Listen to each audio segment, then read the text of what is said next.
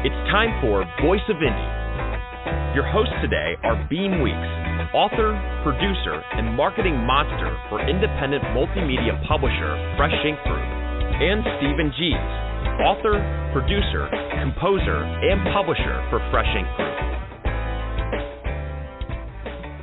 And greetings and welcome to another Wednesday evening, everybody. How's everybody doing out there? This is the Voice of Indie podcast, episode number 127. I am your host, Beem Weeks, and with me is Stephen Gies.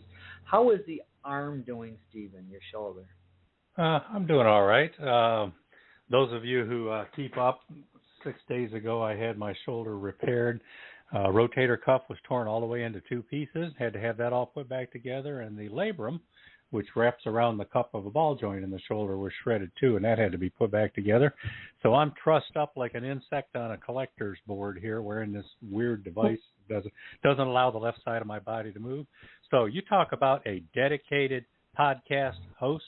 I'm working one-armed. Imagine doing a podcast with only one arm out there. But actually that went very well.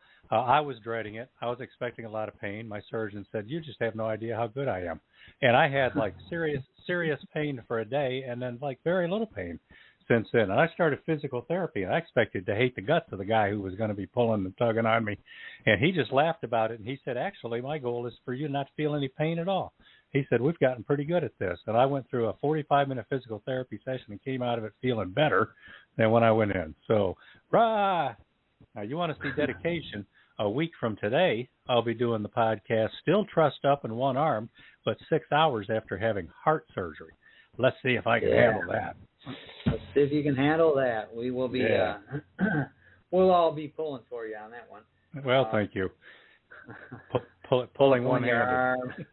Pulling the arm. Okay, we do have some news about AK Wingler's how to start and run your own food truck business in Tennessee. It's out. It's available. And if you're looking to start a food truck business, get over there to Amazon, especially if you're in Tennessee or Georgia or Florida. We got one for each of those states and more to come. So get over there and check that out. Yeah, we got another book out, too. Sassy Uncovers Peter Allen's Secret. And you're going to get to meet the author of that fine children's book today, B.A. Johnson. But the Sassy book is out now. The print editions are out there. The most of the ebook editions are out. We discovered some of the outlets like Barnes & Noble and Kobo. Since it's a series, they would not release them until we went back in and put series numbers on the titles, which is a weird thing we've never seen before, but we had to deal with that, both with that and the Willis Croft book as well. So, Sassy Uncovers Peter Allen's Secret is now out, and if you're not finding it, give it a day or two. Should be popping up, and we'll get to meet the author of that tonight. So what's going on with Verwayne, Dean? Well, Verwayne, he's over here on Twitter. He says, during my hiatus, Verwayne was down with some health issues, and he's back in the audience tonight. Welcome back, Mr. Greenhall. During my recent hiatus, I finished my Vela project, I Hate My Mother. I was able to put paid to a long run of nightmares. You can find it here as a Vela, but which if you go over to I'll tell you here in a minute. But it will soon be in other formats. The price of inner peace is forgiveness. Now, if you come over to Twitter, use the hashtag Fresh Ink Group. Look for Verwayne Greenhall. You can find the link to his latest creation over there. And listen, everybody, if you want to join in and be part of the show like Verwayne was there, you can call in or use Twitter. So here's how you can go about doing that. Call 516-453-9902 right now with your questions or comments for tonight's guest. Or post a note on Twitter with hashtag Fresh Ink Group in the body of the tweet and we'll read it on air. That's 516-453-9902 or hashtag Fresh Ink Group on Twitter. All right. Yeah. More new books out. Recently we had Kenneth Lindquist on this show as a guest. He's the one who wrote How to Teach Driving. lesson by lesson, Behind the Wheel, lesson by lesson. I had that out of order. And he's got 2 editions to that book, an instructor's edition and a parent's edition. When we had him on the show, the instructor's edition was out. Parent's edition came out the week after he was on the show. It's out there doing very well right now. Both editions are strong. And we think it's pretty much everywhere. When we go looking for it, we can actually find it. So that's How to Teach Driving, Behind the Wheel, lesson by lesson, Parents Edition, or Instructor's Edition. The Instructor's Edition is for people who want to become certified instructors and teach driving, like at driving academies, driving schools, driver's ed classes, and whatnot. And the Parents Edition is for people who want to keep their young family members safe and responsible. And I can't think of a better thing to do or a better reason to have a book out there. So, How to Teach Driving by Kenneth Lindquist. All the editions are out there right now. Yeah, and just a reminder, everybody, how to start and run your own food truck business in Tennessee. Sassy uncovers Peter Allen's secret, and the driving instructor books. All 3 of those have videos on YouTube, book trailers. So get over there to Fresh Ink Group. Don't forget to like each of the videos. Don't forget to subscribe if you're not over there. And if you want to know about book releases, new videos, who's going to be on this podcast, and just all things indie publishing, we have a newsletter. And here's how you can get your name on our list and subscribe to the newsletter. Stay on top of these podcasts and all things Fresh Ink Group with our weekly digital newsletter, new releases, videos, stories, excerpts, interviews, and more. Sign up now on the homepage of freshinkgroup.com and be the one who knows what's what. All right. We've also got another new book that just came out this week, but we're not going to talk about it yet. It's Operation Whiteout, a Mac McDowell mission by Robert G. Williscroft. But we're going to focus a lot on that book over the next couple of weeks, and we're going to have Robert himself is going to be a guest on the podcast here in a couple of weeks. So we'll get to learn a lot more about that book then. We're going to work on getting a new trailer made and get that thing out there as well. So if you're eager and champing at the bit, and that was the original phrase, champing at the bit, not chomping at the bit. Yeah. But if you're champing at the bit and want to get out there and look for it, right now it's out there. Some of the editions of the ebooks, like the Nook at Barnes & Noble, we discovered again they have decided now they want numbers on their series. So when you upload and publish, if you've indicated the book is part of a series but don't put a number on it, they just basically look at you like you're stupid. So we had to go back and take care of that. We've got a couple of days delay on getting some of those editions out there, but hopefully they'll be popping up. But let's take a look at what's been going on in the print bestsellers, Fresh Ink Group books. And getting a little bit redundant here because it's some of the same ones have really been popping up lately. So let's look at the top 3. First of all, in the number 1 slot for a couple of weeks in a row now is Shipwrecked and Rescued, the City of Bangor. The full title is Shipwrecked and Rescued, Cars and Crews, the City and Bangor, by Larry Jorgensen. And that's the story about the hundreds of 1927 Chryslers that were being shipped up north through Lake Superior when an ice storm hit and the ship foundered and the crew had to be rescued. And that left all those pretty cars on that boat out there in the middle of nowhere for a long time until Walter P. Chrysler himself hired some people to go up there and rescue those cars and get them back to Detroit. It's a fascinating story.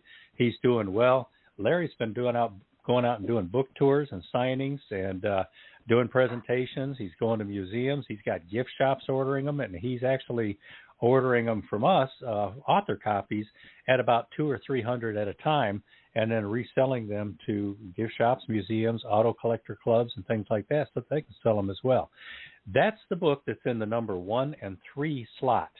The hardcover is outselling the softcover more than 2 to 1. Now, in between that, we've got Submariner, 30 Years of Hijinks and Keeping the Fleet Afloat, which is only 2 off from the total of hardcover sales for Shipwrecked and Rescued. So Submariner is still going very strong. Now, these last 2 slots, this keeps changing. Right now, as I'm looking at it, both slots 4 and 5 belong to Mark Herndon. The High Road, Memories from a Long Trip. He's the drummer who played with Alabama for almost 3 decades. Now he's playing with country music singer Leah Seawright, who happens to be his beautiful bride as well. And we're going to have those 2 on the show again live in a couple of weeks, getting ready to take your questions right after Mark is inducted into the South Carolina Music Hall of Fame and receives a Lifetime Achievement Award. We're going to have them just a couple of days after that. They're going to come back from Myrtle Beach and appear on the podcast so that they can tell us what that experience was like. That's right now, but if you'd have looked yesterday, 2 other books were in those slots. Sassy Discovers the AME Church, which is kind of cool because we're seeing a little bit of a surge in the first Sassy book selling at a time that the second Sassy book has just come out. So I have long preached that one of the best ways to sell your first book is to have a second book and a third book out there so that more people keep discovering you and then looking for what else that you've written. And then in that 5th slot over the last week or so, it's mostly been How to Teach Driving, the Parents Edition, the one that's a little bit newer than the Instructors Edition. So the Parents Edition is generating a lot of interest as well. So congratulations, people, for tying up the top 5 print slots this week. Yeah, definitely. And also coming soon, How to Paint an American by Andrew McGregor. Really interesting book. I did the editing on that, and that's a cool story. Kind of an original type of story, too. And Redemption by Gwen M. Plano. Gwen is a dear friend of the show, and she's a wonderful author as well. So, again, get our newsletter and all these books as they're coming out. You'll be the first to know about them.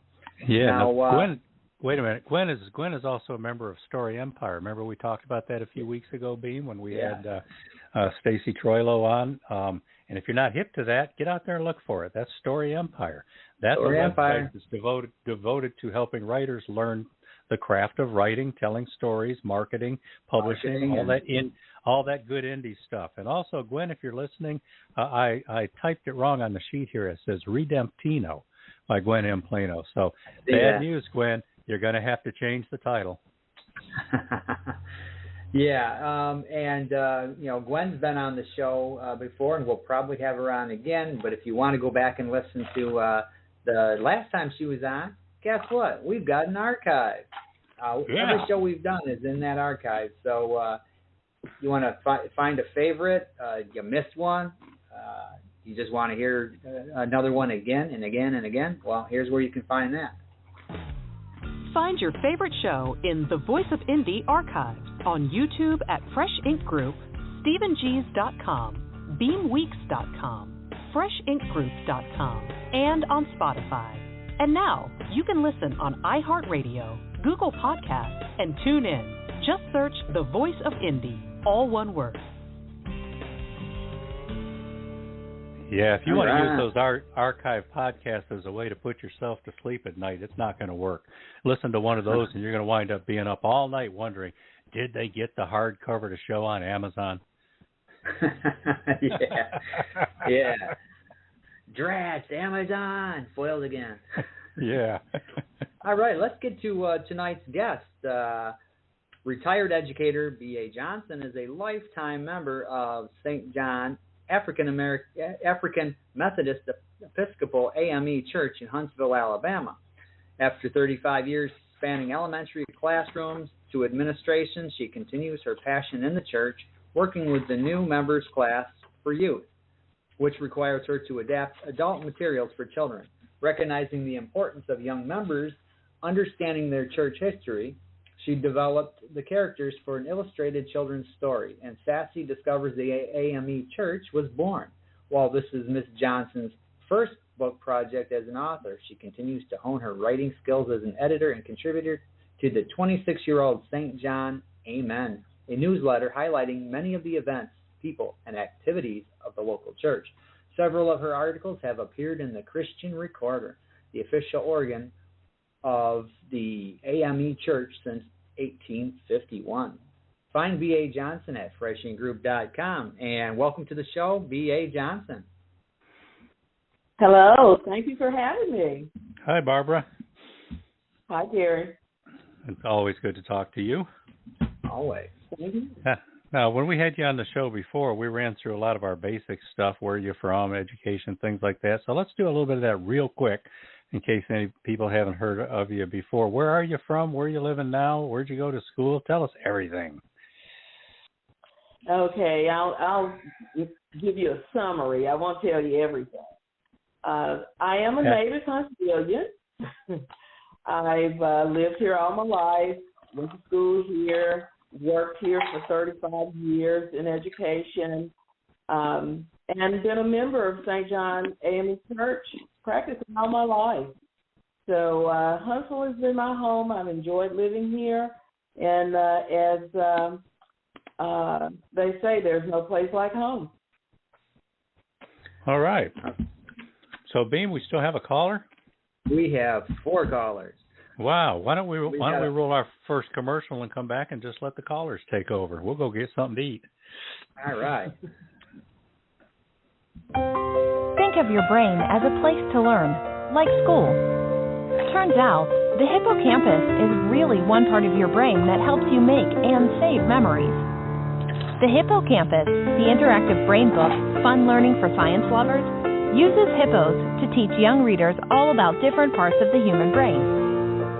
From keeping the heart beating and blood flowing to breathing and dreaming, your brain does many things for you, even when you don't think about it. This includes sneezing, sleeping, running, playing, and even digesting that meal you ate for lunch. But think about this. Without your brain, you couldn't smile or laugh or wink or read. The hippocampus helps you decide what's happening and what to remember right now.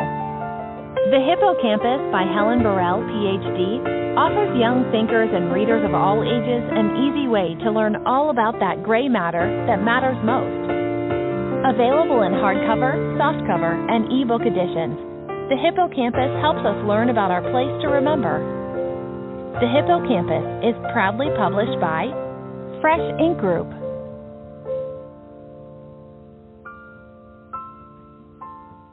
All right, a book aimed at children. You might notice a theme in this show's commercials since our guest today is writing books for young people. All right.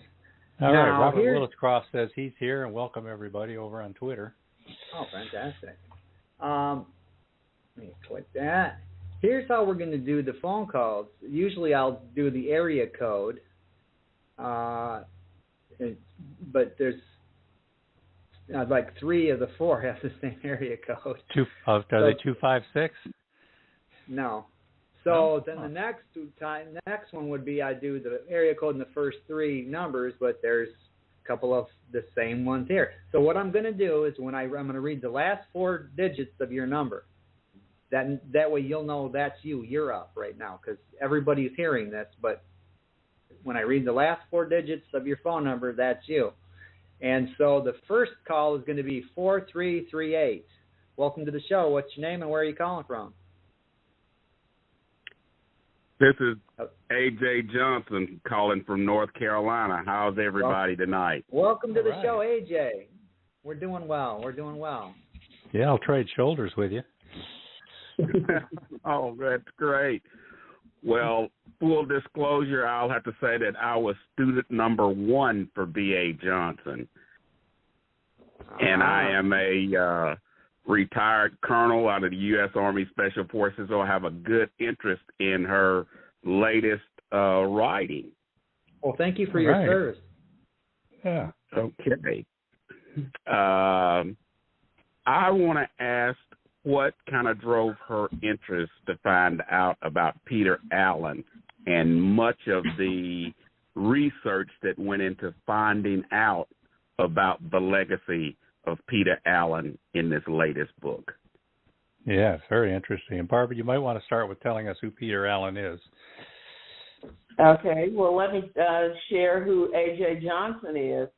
A.J. Johnson happens to be my brother. He's my youngest brother, and yes, he was my first student because I had always wanted to be a teacher, and even at home, he was my first student.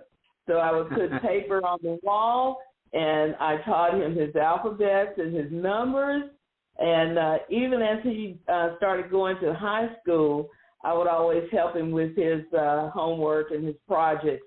So he was my first student, and he's done exceptionally well. I am so proud of him. All right. In regards to his question,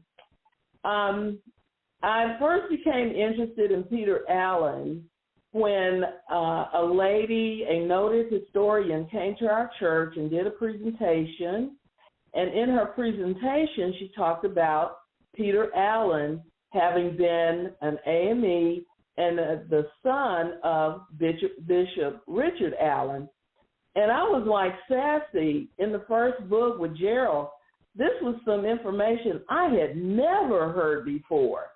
I had never heard that Richard Allen even had kids, and to know that he had a son named Peter Allen who had actually been in Huntsville, as a matter of fact. So this was new information for me, and I just really became interested in knowing more about him since he was Richard Allen's son and he was AME. And like Sassy, I wanted to find out more about him, so I talked more with Mrs. Conley, was her name, and she shared the research that Reverend Dr. Mark Kelly Tyler had done on Peter Allen. And her encouragement was, you need to do something with this information. More of your church members need to know about Peter Allen and his legacy in the history of the United States. So she said, you need to write a book.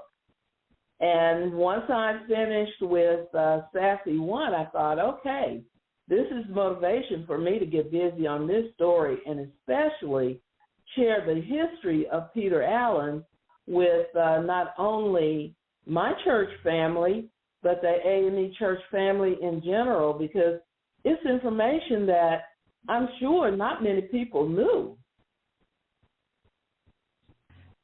So that was the inspiration for the book. Surprising, too, that he lived in Huntsville. Quite surprising. And go ahead. Do you have any idea where he lived in Huntsville? Do you know if that house is still there? I don't know exactly where he lived in Huntsville when he was here, because he actually came through Huntsville in 1835. And that was actually 15 years prior to St. John even being established, because St. John was established in 1885. So there's not any history about where he actually lived, but he did marry a lady from Huntsville, and she was at the time an enslaved person, because this was 1850. Slavery was still in existence until 1864, 65. So she was an enslaved person. He was a free man because he came from Philadelphia, Pennsylvania. He was a free black man. But he came to Huntsville for some reason, married a woman here, but then found his way or found himself in Texas. So I'm going to stop the story right there. I don't want to give away the whole story. Yeah. AJ, were you aware of Peter Allen before this? Before your sister started discovering this stuff? AJ? I've heard. Yes, can you hear me? Yeah. I'd heard very little about Peter Allen. I just knew that he had been an African American serving in the military at the time. And so there was very little information about him. But as we were doing as a military officer, a lot of times when we would do projects to find out about history, I briefly came across the fact that Peter Allen was in the military and he had served, and I was kind of enlightened by that. And then later on, when the tie came to the AME church, that's when I found out a little more. But it was very little information out there. And Barbara's done a wonderful job at finding a lot more of that information, even down to the details of what his uniform looked like, which was also hard to find. But she does a very good job of capturing all of that information. Thank you, brother. Yeah, it's a compelling story, too, that's told in Sassy Uncovers Peter Allen's Secret. But as Barbara says, we don't want to give away too much of that story because it's That's very right. cool. But it's poignant, it's intense, it's heartbreaking, and it's a bigger story than you might think. It's almost surprising that his story's not more well known, especially when you consider how that turned out. But it'll be known now because as soon as people discover this Sassy series, especially young people, it's a good chance for young people to learn a very important part of their history. Yeah. And the last thing I'd like to capture is it's an excellent job of relating a very complex subject on a level geared toward young students. And so as a military officer, as student one, I find it fascinating that she's able to capture that, share that information so it can be shared with young people for forever. All right. Thank you. Yeah, that takes a skill to do that. Well, thanks for calling, AJ. We appreciate that. Yeah, definitely. We invite you back for every podcast. Thank you all. Yep. Okay, Beem, you want to roll another commercial and get some more calls? Sure.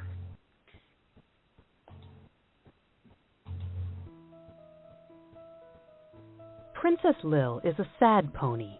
Her little girl grew up and went away. Now Lil is in a scary place with lots of mean ponies. A fun furry farm cat called Taffy and a nice roan horse named Pearly try to help. It even looks like Princess Lil might have a chance to cheer up special needs children too, but she is already too hurt and too sick. Princess Lil is about the differences between loyal friends and those who bully others. It shows the power of caring about ourselves and the people who look out for us. Is it too late for a sad pony in a scary place? The answer just might depend on how much we all love Princess Lil. Grab copies of Princess Lil for all the little girls in your life. Available worldwide in softcover and all ebook editions. Or you can share the audiobook as read by author Nell Cooper. Princess Lil is proudly published by Fresh Ink Group. All right. Mm. Yeah, that's an older book. That's been around for a while, but it's still getting some interest. So get over there to Amazon and check that out. All right, we have another caller, and looks like we dropped two of them. So if you're listening, call back. We're taking calls. All right, this next call we are going to go to. This is the last four digits are 8602. Welcome to the show. What's your name and where are you calling from? Okay, I am sorry. Okay. All right. Oh. You there? Hello. Well. Hello, Gary. Hi. There This is okay. This is Abigail Hugini. How are you? Hi, Abigail. Hi, I'm Abigail. doing just great. Yeah, we're I am doing well. excited. I'm excited as though I wrote this book. But anyway, this is very exciting. I got my inspiration from writing my first book from B.A. Johnson, and so delighted that she has taken this on as a sort of a second career. You know, she was an educator, and now she's going into writing. What else is she going to do? And I will not reveal all of her hobbies, but good to see her on the scene again in just a short period of time. And I know a little about her interest because I was at that session when she heard the story about Peter Allen. But I wanted to know, B.A., how much research was required to get this book done? That's a very good question. And I have to be really, really honest. A lot of the heavy lifting with this research was done by Reverend Dr. Mark Kelly Tyler, the minister at Mother Bethel AME Church in Philadelphia, Pennsylvania. He had done a lot of the research, And I actually just borrowed the research and put it in a form where kids could understand it in a narrative that they could understand. So I really credit him for doing the research. And somehow or another, Mrs. Conley got the research, and she shared the research with me. I have been in communication with Dr. Tyler and his church and his congregation in sharing this information. And actually, this book is dedicated to him for bringing this information to light, because if it had not been for his research, then we would not have been able to recognize this information about Peter Allen. It's just amazing that this information stayed hidden for so long. And just as Sassy was in the first book, it's like, how could, and Mrs. Conley is a Presbyterian member. It was like, how does she know all this information about an AME member? I need to know this information and share it with other people. So I credit him, Dr. Tyler, with doing the heavy lifting as far as doing the research. And I simply put it into a narrative form that kids could understand and that I could understand and appreciate as well. So I really do dedicate the book. The book is dedicated to Reverend Dr. Mark Tyler, the senior pastor at Mother Bethel AME Church in Philadelphia, Pennsylvania, because that's where Richard Allen formed his first church. Mother Bethel was the church that he was a pastor of. So, and I think they have a tremendous archive department in their church, so that there might be history that we're really not aware of. Isn't it great, too, that after a lifetime of being a teacher, thanks to him, you also still get to be a student? Still get to be a student. That's right. We never stop learning. Stop learning. Damn. Thank you, Mrs. Hughini. It's good to hear from you. Yes, you know I was going to be there to be on to support you. So great job. Now, Abigail, when you were a guest on the show, you talked about looking forward to some plans to travel. I've heard that maybe you did a little bit of that traveling. I certainly did. I went to Antarctica. Wow. Cool.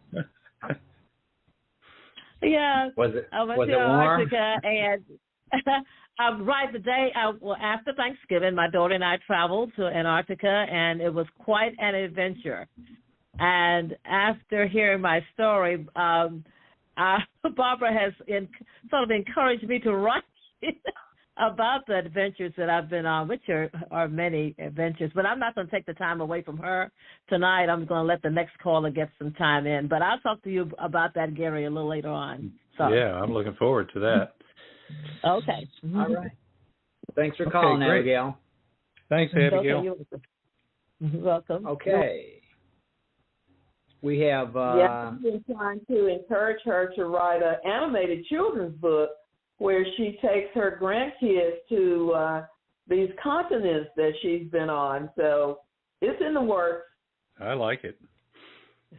All right. Let's hit another caller. Come on. There you go. All right. The last four digits of this phone number is 9519. You're on the air. What's your name and where are you calling from? Veronica Curtis Ritchie, and I'm calling from Huntsville, Alabama. Welcome Hi, Veronica. to the show, Veronica. Thank you. Hi, Veronica. Hello, I'm excited. My question, I have two questions. The first one is, when did you first realize that you wanted to be a writer? And then the second one is, how long does it take you to write a book?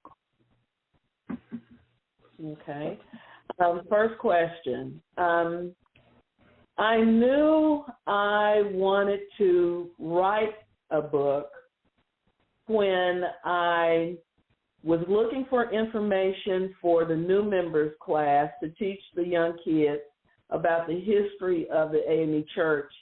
And as Beverly Cleary says, if you don't find the book you're looking for on the shelf, write it yourself. So I knew I had to write it myself because I did not find a book about the history of the AME Church written for kids.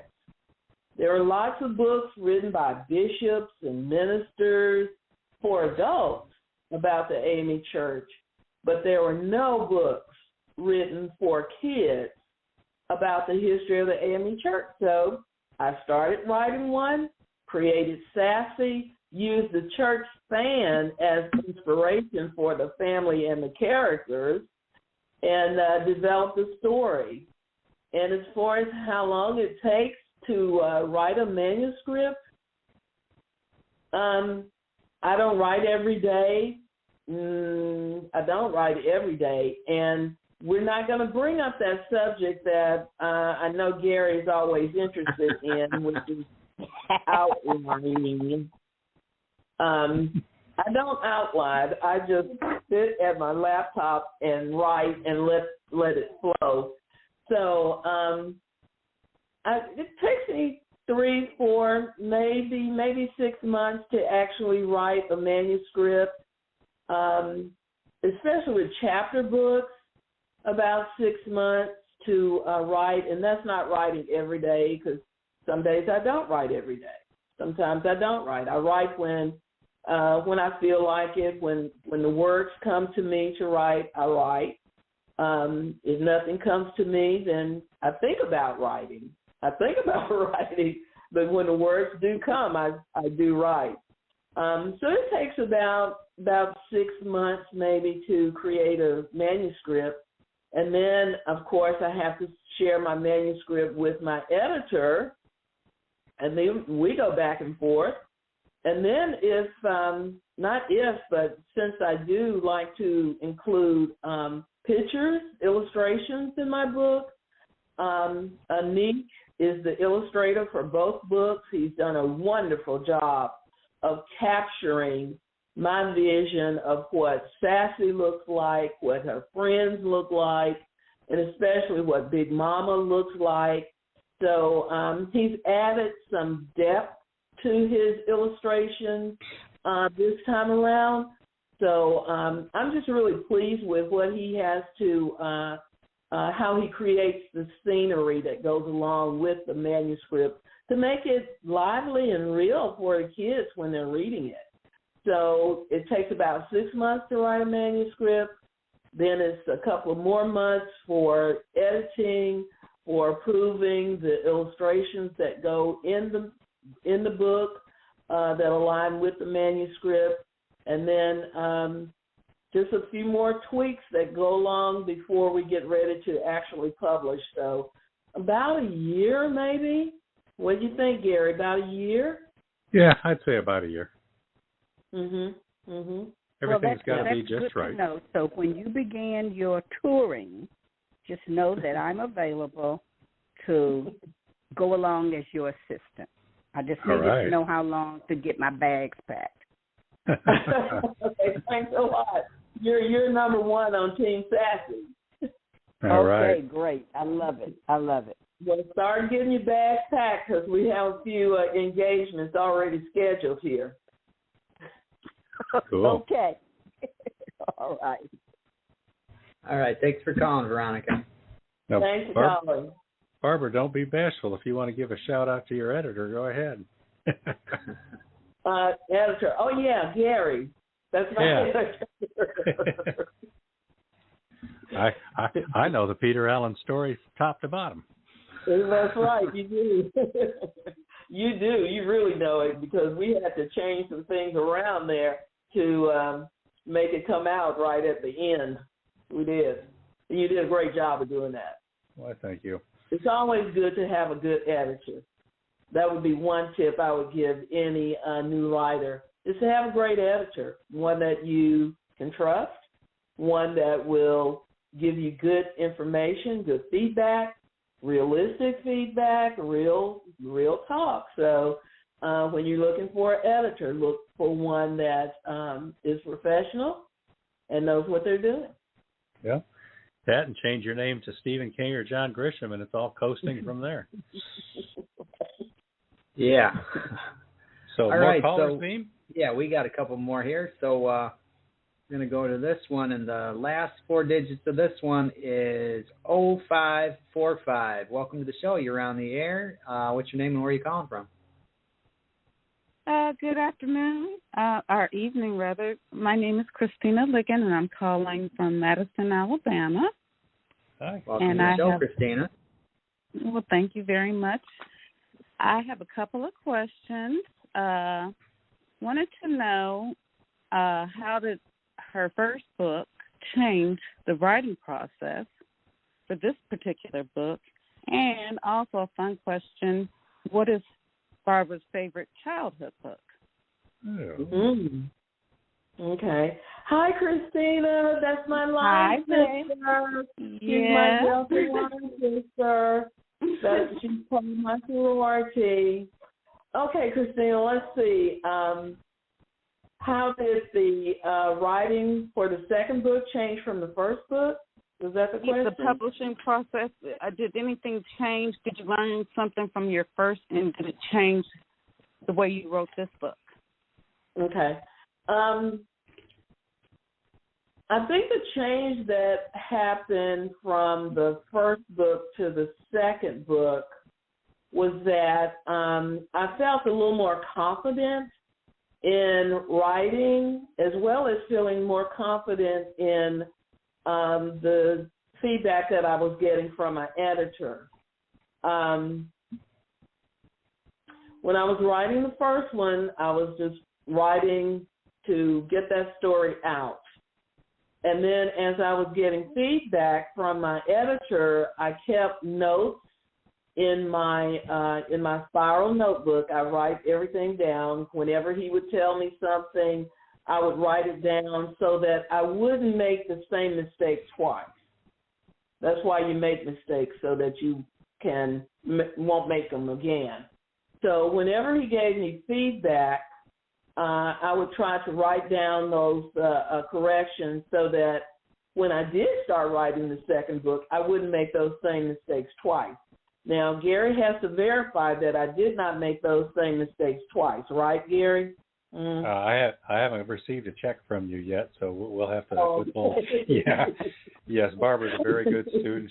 She learns very quickly, and she takes pride in what she's doing. She makes the effort to make everything that much better every time, and we respect that. Indeed. Thank you much. So I try not to make the same mistakes twice, even though it's possible. It's not likely, but it's possible that I would make the same mistake twice. But I try not to. And as far as my favorite childhood book, you know, Christina, as a elementary teacher, I would have laundry baskets of books in my classroom for my kids to read. And I read lots and lots of books to my students. But my favorite book, I have three really. Perfect the Pig was my favorite book. I love reading that story. Perfect the Pig and Lily's Purple Plastic Purse. I love that story. So those are two of my favorites. And, of course, Where the Wild Things Are. I love that book, too. Oh, yeah. That's my all-time favorite childhood book right there. Yeah, the illustrations are beautiful in that book. Yeah. Christina, I noticed another change in her, too, between book 1 and 2. When you're writing a children's book and you're picturing characters in your head, that leap between what you're imagining and an artist being able to capture your ideas and put them on paper in a way that make them come to life, it's a very scary, almost tentative kind of a thing, because you don't know what you're going to get. You don't know how the artist is going to see things. Mm-hmm. And I noticed in that with that first book, Barbara was always very tentative about, can I get this and can we change that and all that, until her characters were alive. When it came time to do the second book, she just took charge. Oh, here's what I want. Here's what I'm seeing. Here's how we're going to do it. And she was counting on Anique. She had that confidence that Anique knew her characters now and could capture them again. And that opened her up. It makes it a lot easier for her to see things, to imagine things, and to have the confidence that her vision is going to be realized. It's kind of fun watching an author go through that process. We got to see that with Barbara as well. That's very true. Very true. I think I started asking for more from Anik, and he was able to deliver. Yep. Well, I'm pleased that you decided to write a second book. I'm excited to read it. I want to know the secret. Thank you. Christina, you think there's room for a third book? I think so. Mm-hmm. Yeah, definitely. Oh, there will be 2 more. I know for sure. 2 more. Ooh, all right. 2 more. Cool. 2 more in the Sassy series, but we have a different type of book coming up next after this one. Do you want to tell us about that? Looking for more books, Christina. They're coming. What's the different kind of book coming up? Oh, the next book, the next manuscript that I've already finished is about my passion that I took up during the pandemic. I was challenged to start puzzling, and I watched YouTube videos. There's this girl named Karen, the puzzler, on YouTube. She puts together all kinds of puzzles. So I learned all the strategies to start puzzling, and I was just addicted. I am addicted. I love puzzling now. So the next book will be a children's picture book about puzzling. And the title is Pandemonium in Puzzle Town. Oh, cool. Oh. That lends itself to some cool artwork right there. Oh, absolutely, absolutely, absolutely. I can't wait to see how Anik is going to illustrate this. All right. So Pandemonium in Puzzle Town is the next book that will be coming out pretty soon. Cool. Oh, well, I look forward to it. Thank you so much. Well, thank you for calling in, Christina. Yes. Thank you. All right. We do have a couple of comments over on Twitter. We have Verwayne Greenhall. He says, LOL, my kind of writer. Talking about the State of the Pants writer. And Joe Conjal is checking in. He says, hello, Voice of Indy and Barbara Johnson. Checking in late, but I'm here. Well, welcome to the show, Joe Conjal. And we do have another caller. And click that and get that on the way. This is going to be the last 4 digits are 0860. Welcome to the show. You're on the air. What's your name? Where are you calling from? Get that on the way. This is going to be the last 4 digits are 0860. Turn your computer down. Hello, my name is Janet Tony. Hi, Janet. And I am the show. Hi, Gary, and I am calling from Huntsville, Alabama.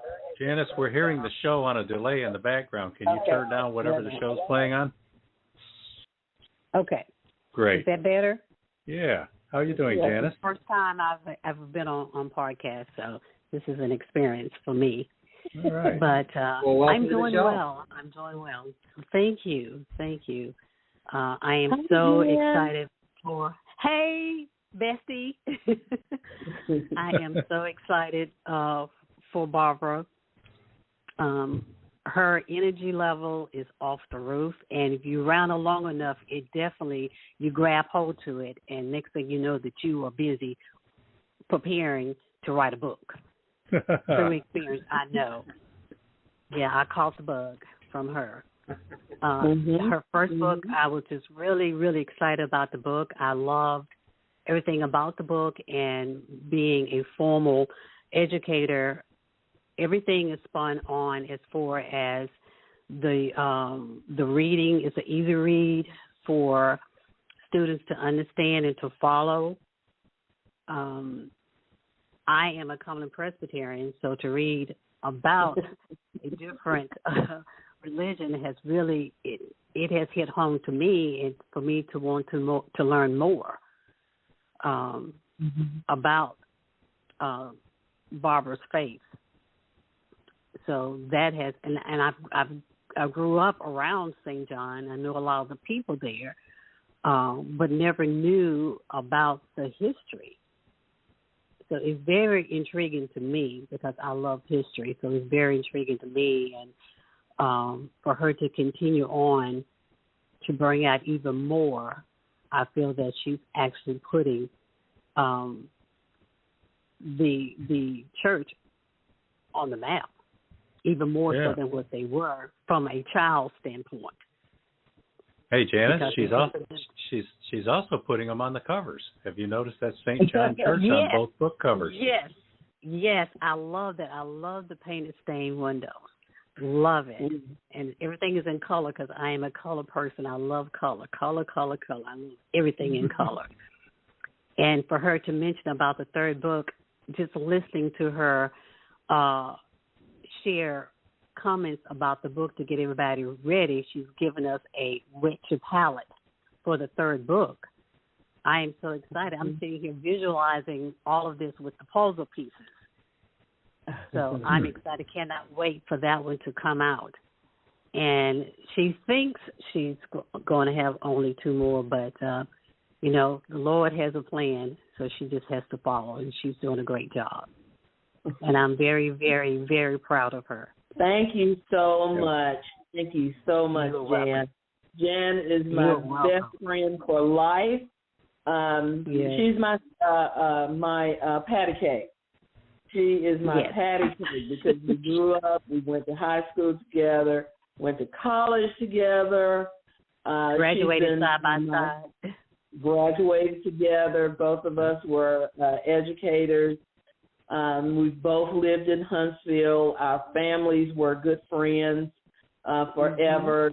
If she ate at my house, I ate at her house. We were always together. So she is my patty cake for sure. And she's been my beta reader, one of my beta readers. So I appreciate her excitement about the book. And she wrote a book first. Her book has been out for a while now, so she's been some inspiration to me to write these books. So she has some books coming up, and she has joined the Fresh Ink Group team to become a published author through Fresh Ink. So go, Gary. I know you're going to be served well. Yes, absolutely.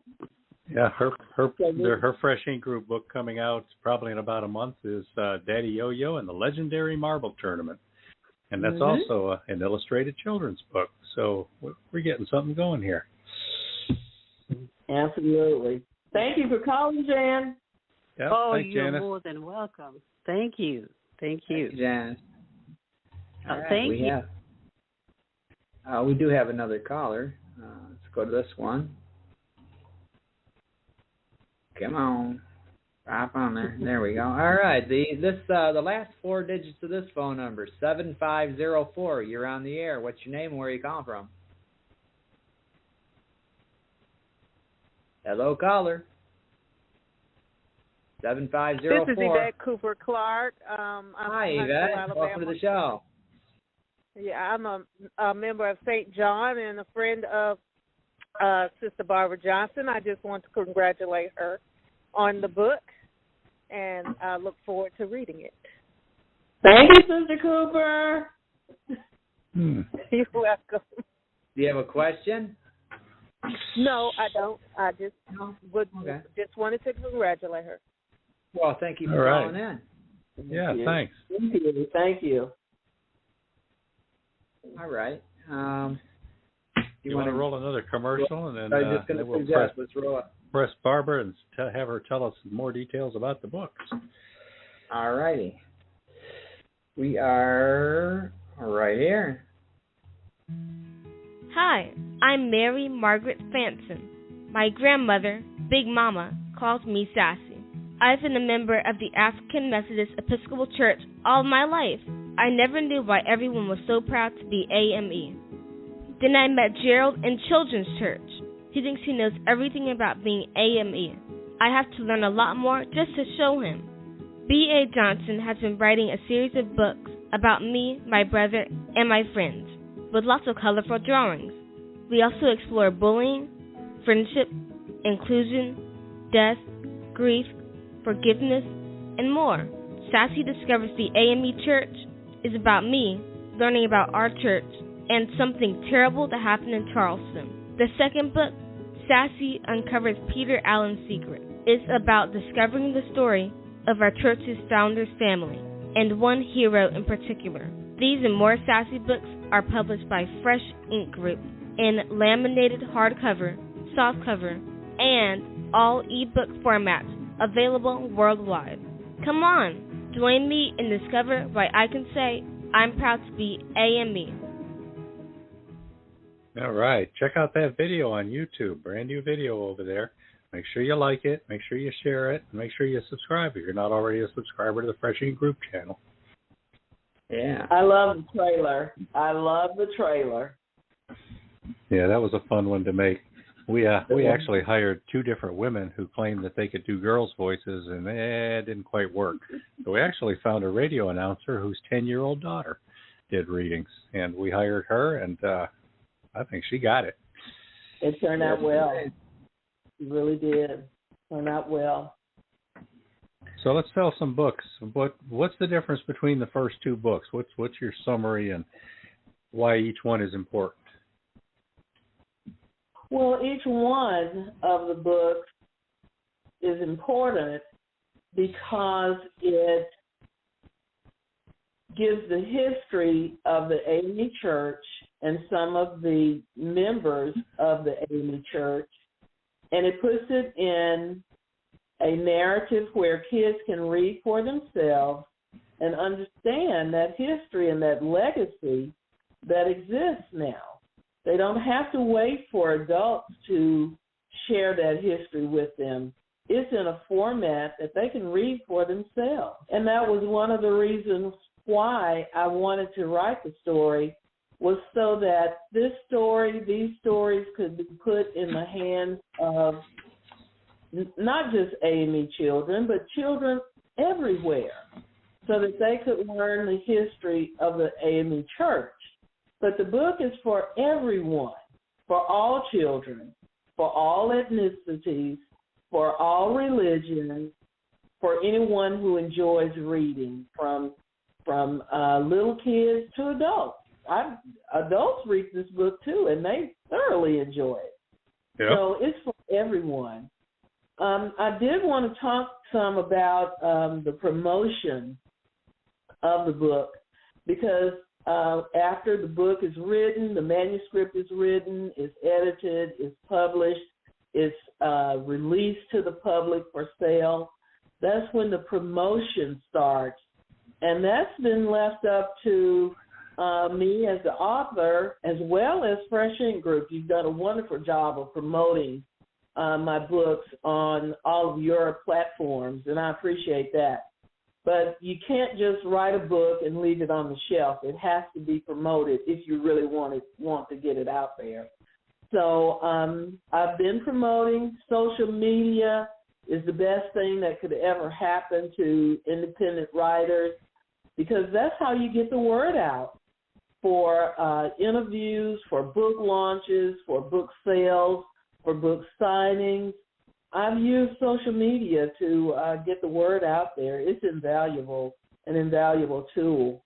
So Sassy Discovers the AME Church was actually launched on May the 2nd, 2021. And that was during the pandemic. The church was closed. So we actually held the book sale and book signing in the parking lot. It was a beautiful day. It was nice and warm. Sun was shining. So we held the book launch in the parking lot, and it was a great event. Everyone had a great time. Then after that, you have to keep moving forward. I created a website using GoDaddy.com. I have pictures on the website. I have comments from some of the readers on the website. So everyone can go to the website and see what's been going on. I listed Sassy with my sorority's authors directory. The directory lists books that have been written by sorority sisters from all over the country. So my book, Sassy Discovers the AME Church, is listed there. And not only is it on the list, but I had to send to the national headquarters a Sassy book. So the book is in Washington, D.C., in the Delta Sigma Theta Sorority Incorporated national headquarters. Cool. And then after that, this is the thing that Gary and I talked about a lot. We applied for the Coretta Scott King Book Award. Mm-hmm. And I was thinking about doing that. I said, Gary, okay, make sure there's a space on the front of the book where I can put a sticker. Because I just knew that I was going to get that award and put it on the front of that book. I had planned what I was going to wear. Even though the award this last year was virtual, I knew what I was going to wear. I knew who I was going to invite to the ceremony and everything. So we applied for it.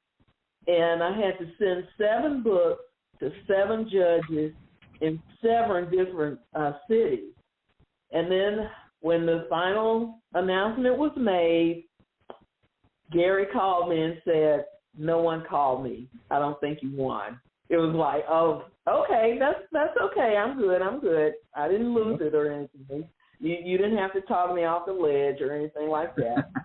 But the outcome was those 7 judges had to place the book after they finished reading it in a library in their city. Yep. So Sassy is in Cleveland and Cincinnati, Ohio. She is in Brentwood and Los Angeles, California. She's in Chicago. She's in Washington, D.C. again. And she's in Marblehead, Massachusetts. The girl gets around. Yeah. So then you did win. Yeah. Yes. That's not losing at all. She really gets around.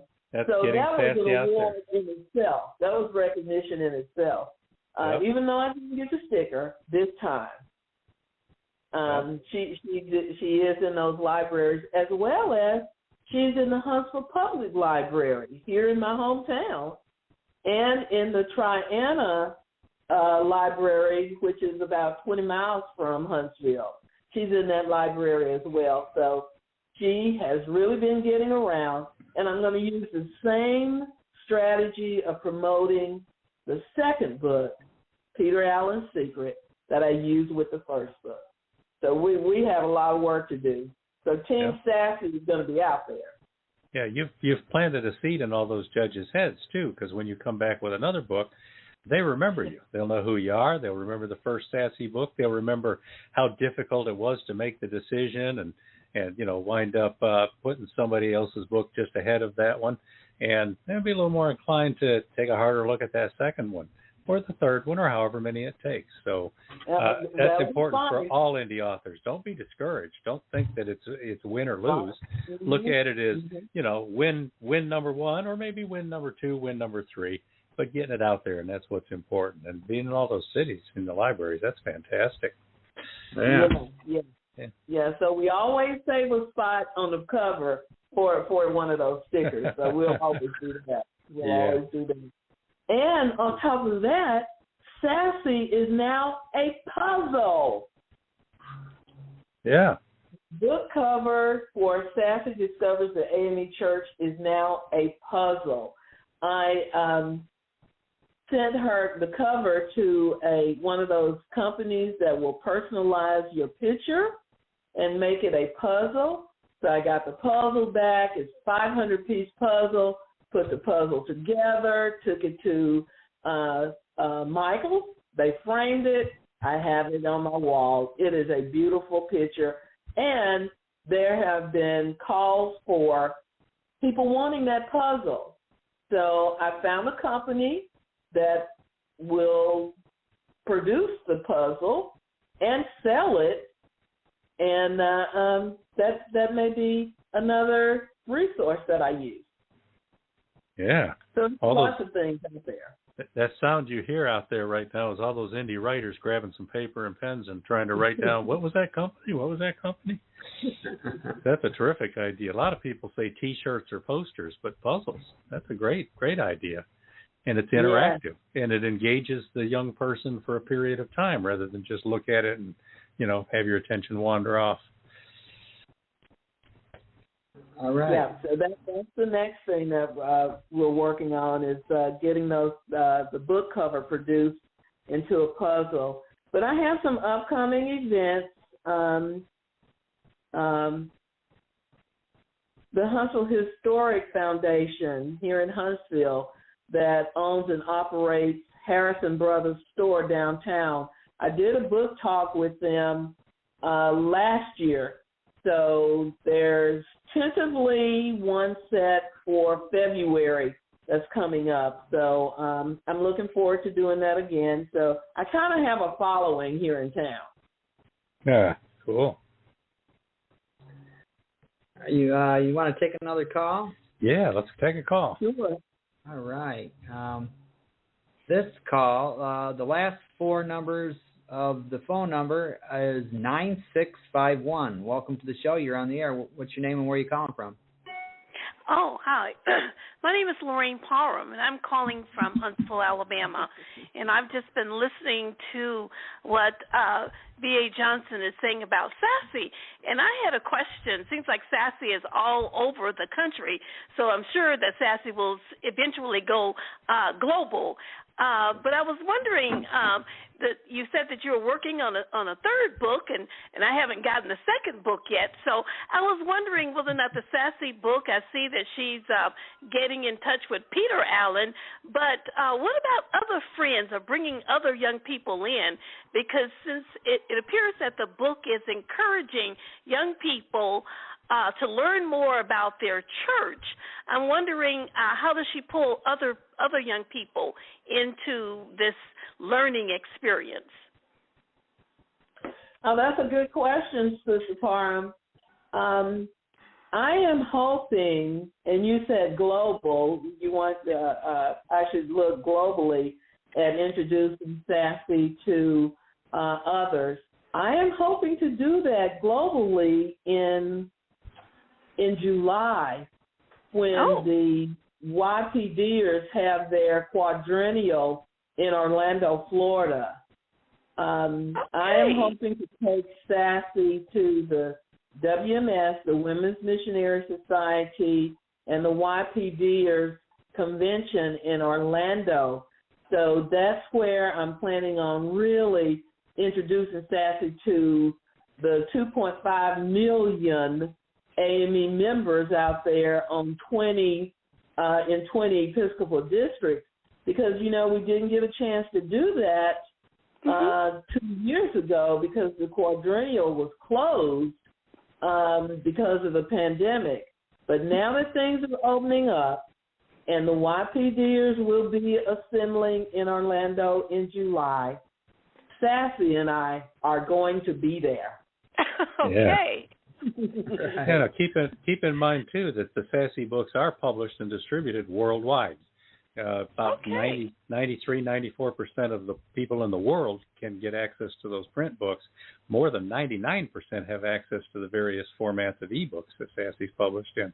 So anybody who knows people in other countries and you want them to be familiar with the Sassy story, they can get it at their local bookstores or through whatever their country's Amazon is.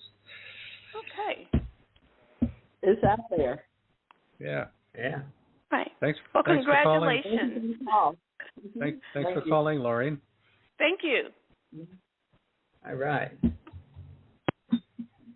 And that is the last call there. That was the last call, huh? Yeah.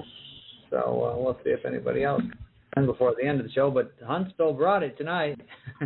Yeah, definitely. All right. So we got one more question for you, Barbara. Why is it B.A. Johnson and not Barbara Johnson as your author's name? That question comes up a lot.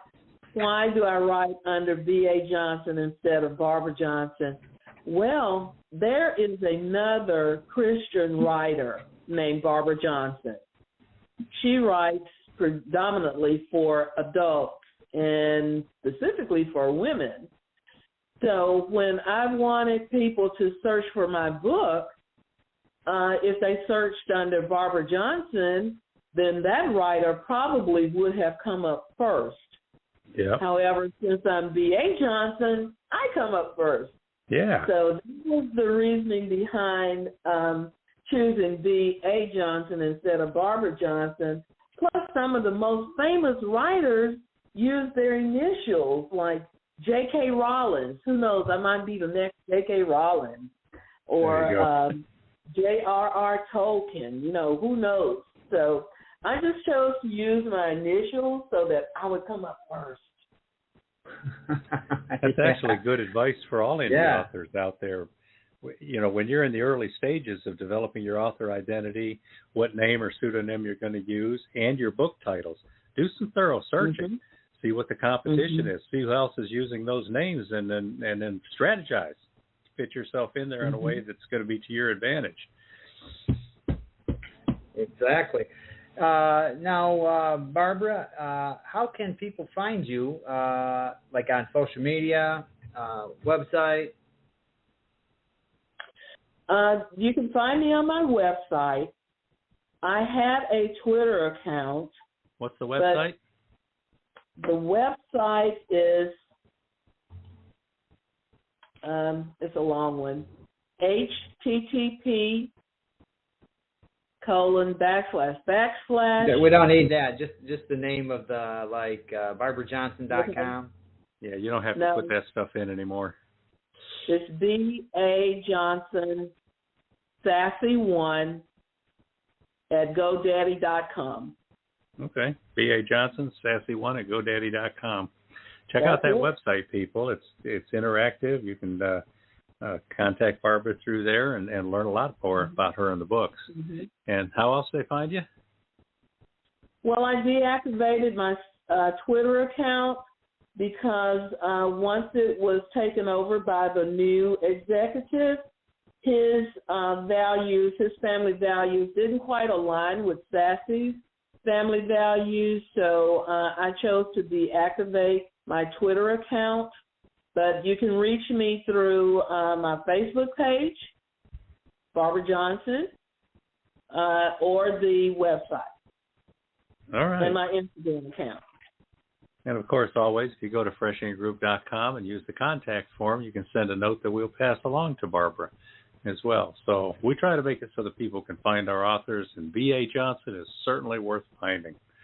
Indeed. Barbara, it's been fun having you on the show again, and we look forward to having you back again, maybe talking about a puzzle book next time. Yeah. All right. Sounds great. I'm looking forward to it. All right. So, Beem, we've got some people coming in the coming week. Can you think of any of them? Yeah. We've got George Dismukes. He's coming up next week. Yep. And then after that, we've got Robert G. Williscroft. He's got the new Mac McDowell mission book, Operation Whiteout. We promise we'll be talking a lot more about that in the next couple of weeks or so. And then we got a couple more people. Who else, Beem? We got Mark Herndon and Leah C. Wright will be coming back and stopping by and telling us all about Mark's induction into the South Carolina Music Hall of Fame, which will be really cool. He's getting the Lifetime Achievement Award, and he's always a hoot to have on, and Leah's always fun to have on. We might even play some more of her music like we did last time. So that's on the 25th, I believe. So. Yeah, we've also got C.J. Peterson coming on February 8th as well. And we got a couple more people we're looking to hear back from soon. So stay tuned. We've got the authors here at Voice of Indie, and we like to talk to them. Yes, indeed. Thanks for being on the show again, B.A. Johnson. Good luck with the Sassy series and your upcoming puzzle book and the other projects that you've got going, and good luck with the events. Make sure that all you people out there who want to keep up, subscribe to our newsletter, because we'll announce Barbara's events in there, let you know the when, the where, the how, and why, and encourage you to get out there and learn more. Yeah. So, thanks for having me. Yeah. Thanks again to all of the callers as well, Huntsville and North Carolina and other points around the country. Thank you for calling in tonight. Thank you to those on Twitter, and we will see everybody again next week. So have a good week, everybody.